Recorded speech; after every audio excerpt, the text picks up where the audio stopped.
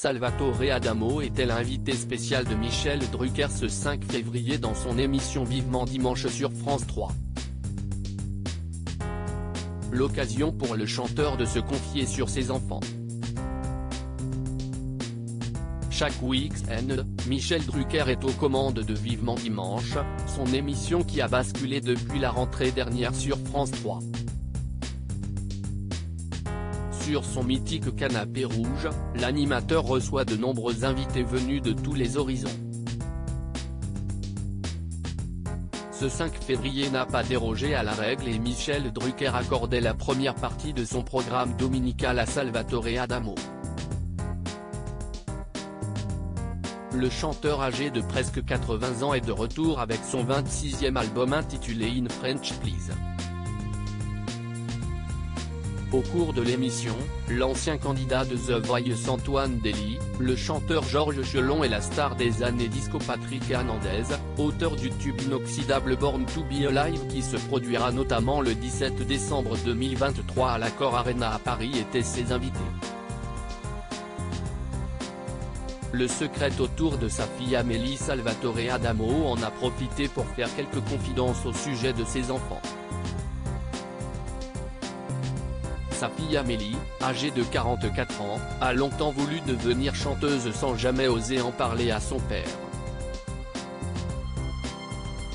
Je lui ai fait faire des maquettes, elle est à Berlin depuis le confinement, et elle a peur d'assumer une éventuelle célébrité qui lui tomberait dessus.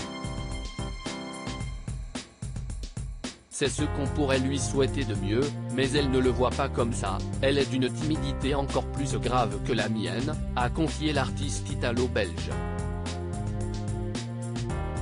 Amélie Adamo a longtemps été présentée comme la fille de Salvatore et Nicole Adamo.